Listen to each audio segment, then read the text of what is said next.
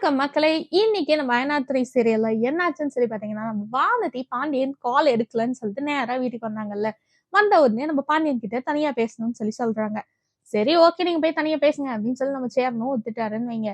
அவங்க ஒரு ரூம்குள்ள போய் பேசும்போது நம்ம வானதி எப்பவும் போல அதே விஷயத்தாங்க கேட்கறாங்க. நான் கால் பண்ணேன் நீ ஏன் எடுக்கல? ஏதாவது எடுத்து சொல்லியிருக்கலாம்ல. அப்படி இப்படிங்கிற மாதிரிலாம் சொல்லிட்டு இருக்காங்க.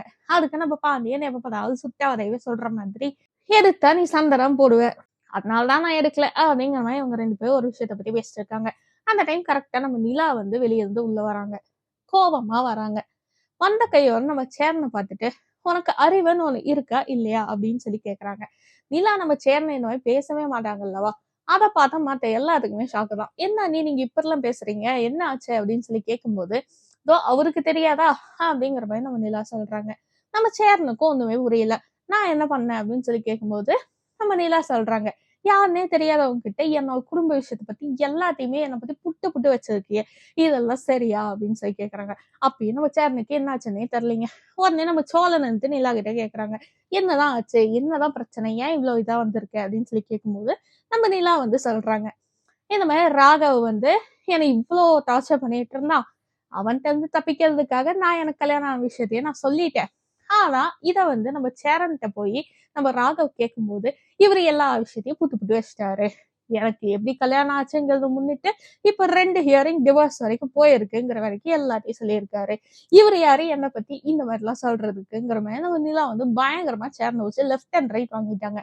பின்னாடி இருந்த நம்ம வானதி ஒரு பக்கம் பாண்டியன் கிட்ட கேட்டுட்டே இருக்காங்க. என்னடா இவங்க சொல்றாங்க இதெல்லாம் உண்மையா அப்படிங்கிற மாதிரி. நீ ஏன் என்கிட்ட சொல்லவே இல்ல? இரு நான் உன்னை அப்புறமா பாத்துக்கிறேங்கிற மாதிரி நம்ம வானதி நம்ம பாண்டியனுக்கு ஒரு வார்னிங்கும் கொடுக்குறாங்க. நம்ம நிலா நேரா சரண்ட்ட வந்து பயங்கரமா திட்டிட்டு இருக்காங்க. நீ எப்படி என் விஷயத்த பத்தி இப்படி சொல்லலாம்? நீ சம்பந்தப்பட்ட விஷயமா இருந்தா நீ இந்த மாதிரி பேசலாம். நீ எப்படி என்னோட பர்சனல பத்தி என்னோட பாஸ் கிட்ட இப்படி சொல்லலாம்? பாஸுக்குன்னா எவ்வளவு தெரியணுமோ அவ்வளவு தெரிஞ்சா போதும். என்ன முழு பர்சனல் உங்களுக்கு தெரியணும்னு அவசியம் இல்ல. என்னதான் ஆச்சு சொல்லுன்னு சொல்லி கேட்கும்போது நம்ம சேரணும் சொல்றான். இந்த மாதிரி ஒரு விஷயத்துக்காக ஒரு ஒர்க்காக தான் அவனை போய் நான் பார்க்க போனேன். அங்க உன்னை பத்தி கேட்டாங்க. நான் இந்த மாதிரி எல்லாம் சொல்லிட்டேன். அப்புறம் எதுக்கு சால்ன வந்து கசன்னு சொன்னாங்கன்னு சொல்லி கேட்கும்போதுதான் எனக்கு என்ன சொல்லி மழுப்புறதுன்னு தெரியல. அதனால நான் உண்மை எல்லாத்தையுமே நான் சொல்லிட்டேன் அப்படின்னு சொல்லி சொல்றான். ஆனா இதுக்கு நிலா வந்து கன்வின்ஸ் தான் ஆகல. இதை கேட்ட சோழனுக்கு இன்னும் பயங்கர டென்ஷன் ஆயிடுச்சு. சோழன் ஒரு பக்கம் அவங்க அண்ணனை பயங்கரமா திட்டிட்டு இருக்கான். ஆளு வளர்ந்திருக்கே தவிர உனக்கு அறிவு இருக்கா அப்படிங்கிற மாதிரி எல்லாம் திட்டிட்டு இருக்காங்க. திட்டினது மட்டும் இல்லாம அவன் சட்டையை பிடிச்சு கேள்வியும் கேட்கறான். இவன் சட்டையை பிடிச்சு கேட்க கரெக்டா நம்ம பாண்டி அங்க வந்துட்டு நம்ம சோழனை கையடுறா கையடுறான்னு சொல்லி பயங்கரமா திட்டிட்டு இருக்கான். இதை கேட்டுட்டு நம்ம சோழன் என்ன பண்ணாருன்னா நம்ம பாண்டியை பிடிச்சி தள்ளி விட்டுட்டாரு. பாண்டி போய் கீழே விழுகிறத நம்ம பானத்தி பாத்துட்டாங்க.